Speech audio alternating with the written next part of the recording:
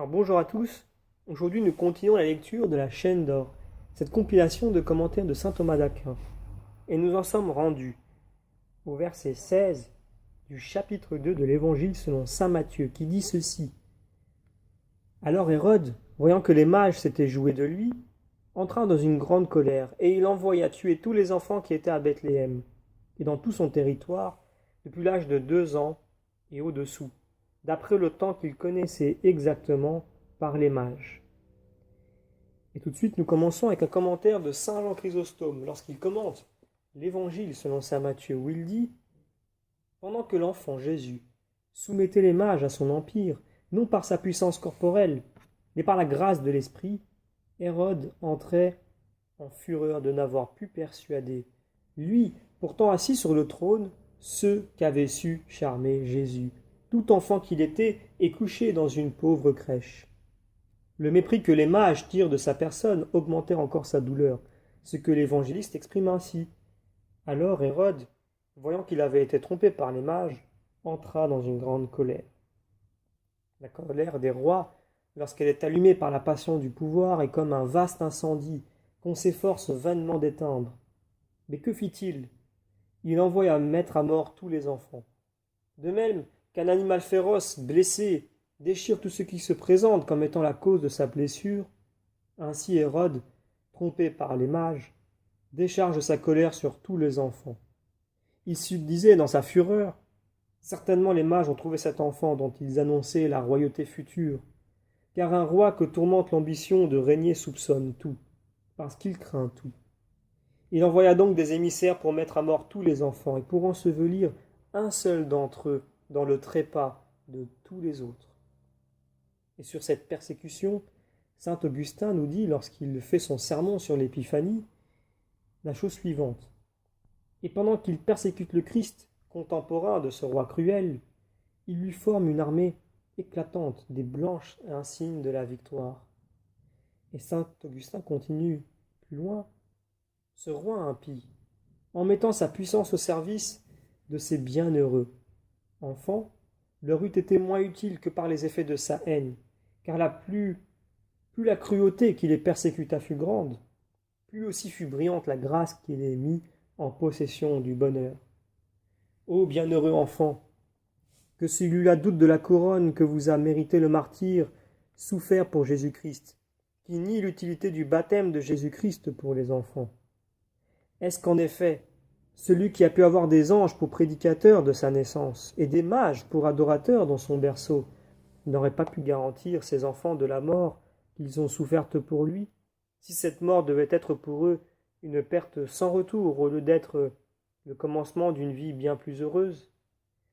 Gardons-nous de penser que le Christ qui venait sur la terre pour l'affranchissement et le salut de tous les hommes n'ait rien fait pour la récompense des enfants qui mouraient pour lui, alors que lui-même, suspendu au bois de la croix, alla jusqu'à prier pour ses bourreaux. Et Raban nous commente la chose suivante. Nous content de porter la désolation dans Bethléem, il étendit sa fureur à tous les pays d'alentour, et sans aucune pitié pour cet âge innocent, il fit massacrer tous les enfants, depuis celui qui ne comptait qu'une nuit, jusqu'aux enfants âgés de 2 ans, comme l'indique le texte sacré, dans Bethléem et dans le pays d'alentour, depuis l'âge de 200 et en dessous. Et saint Augustin, qui continue ce commentaire, notamment lorsqu'il fait son sermon sur l'Épiphanie, en disant « Ce n'était pas seulement quelques jours auparavant que les mages avaient vu cette étoile inconnue, mais depuis 2 ans révolus, comme ils le firent savoir à Hérode, qui s'en informait.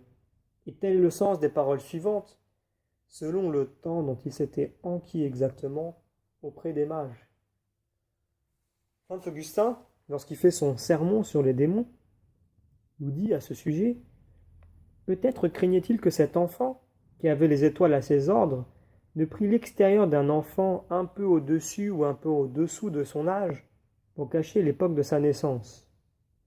C'est pour cela qu'il fit mettre à mort tous ceux qui avaient 2 ans, jusqu'aux enfants qui ne comptaient qu'1 jour de vie. » Et saint Augustin, pour nous parler également de cette attitude d'Hérode, nous dit dans son ouvrage de l'accordance des évangiles, chapitre 2, peut-être encore qu'Hérode agité par la crainte de dangers plus imminents, fut distrait de la pensée de mettre à mort immédiatement ses enfants par des préoccupations d'un autre genre. Peut-être enfin peut-il croire que les mages, trompés par l'apparition trompeuse d'une fausse étoile, avaient eu honte de revenir vers lui sans avoir trouvé l'enfant à la naissance duquel ils avaient cru. Il laissa donc tomber ses frayeurs, et abandonna le dessein qu'il avait de perdre cet enfant. Et ainsi les parents de Jésus furent libres de le porter au temple le jour de la purification. Qui ne voit en effet que ce seul jour put bien passer inaperçu aux yeux d'un roi absorbé par tant de soins divers? Mais plus tard, lorsque le bruit de tout ce qui avait été dit et fait dans le temple se fut répandu, Hérode comprit qu'il avait été trompé par les mages, et c'est alors qu'eut lieu le massacre de tous ces enfants que l'Évangile raconte en cet endroit. Et Bède, qui termine avec ce commentaire un peu plus long, et qui nous indique au sujet de cette situation que concerne le Christ, en disant « La mort de cet enfant fut une figure de la mort précieuse de tous les martyrs de Jésus-Christ. Ces enfants mis à mort dans un âge si tendre nous apprennent que c'est par l'humilité qu'on parvient à la gloire du martyr. Ce massacre, qui s'étend de Bethléem à tous les pays environnants, figure la persécution qui, de la Judée, où l'Église prit naissance, devait se répandre par toute la terre. Ces martyrs de 2 ans représentent les martyrs, dont la science et les œuvres sont arrivées à la perfection, ceux dont l'âge est au-dessous, les âmes qui ont la simplicité en partage. En permettant que ces enfants soient mis à mort, tandis que le Christ seul échappe au fer des bourreaux, Dieu nous apprend que les impies peuvent détruire les corps des martyrs, mais qu'ils ne peuvent leur enlever Jésus-Christ. Nous terminons donc ici les commentaires compilés par saint Thomas d'Aquin sur l'Évangile selon saint Matthieu, chapitre 2, verset 16.